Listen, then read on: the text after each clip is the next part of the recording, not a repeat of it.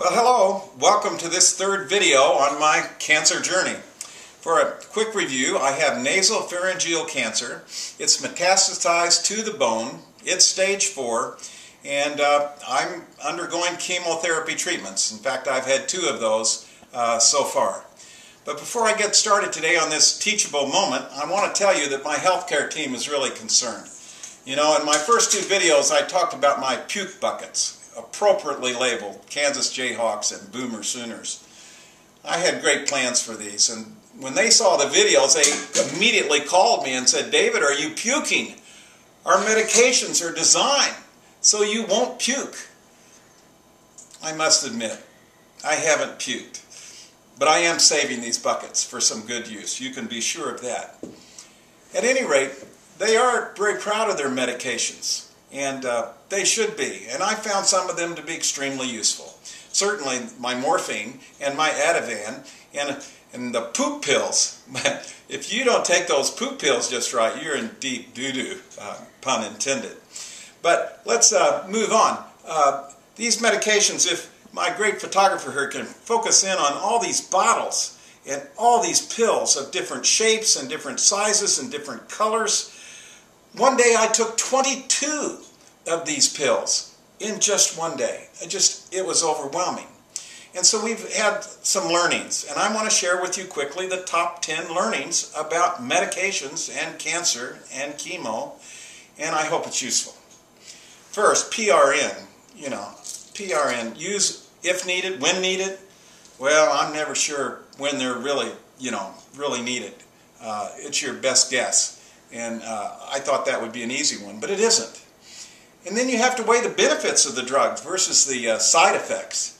You know, maybe puking, excuse me, not puking, but maybe a little nausea is not so bad if on the other hand you get a chance to go see your grandson play in the state championship football game in St. Louis, Missouri, which I'm going to do. It's important. You got to choose. Another thing, you need help. It takes more than one person to manage this. My wife tells me, I've got chemo brain occasionally, and, well, I think I do. And I've gotten confused as to which pill, when, how much, and so on. And so having some help, 2 people, really are a good thing.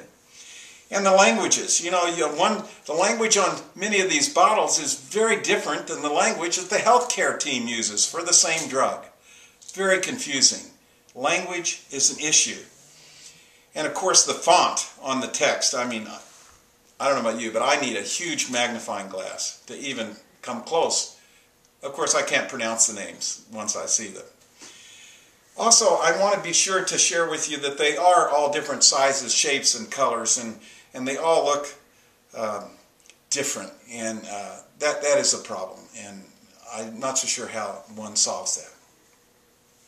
You need to write down all your medications. We were given a template to write down when to take these and how many and when, but very confusing. It was really Greek to us, and we kind of had to develop our own track, our own record of these pills, and I highly recommend it. And then, of course, there's that problem of pills running out. There are different numbers of pills in each one of these bottles. And so subsequently, you run out here and there, and boy, you have to stay on top of that. And that's for sure. And then there's medications that aren't even here that we focused on. There's magic mouthwash, which is very important because it's very helpful for sores in your mouth. And then this ointment here and ointment here for all the rashes that you get on your skin. Extremely valuable. And I've already mentioned the poop pills, which are most important. Well, next week I'm going to find out if this chemo is working, and if all these medications have been worth it. So I have my fingers crossed that we'll see where we go from here, and I'll be in touch soon. So stay tuned.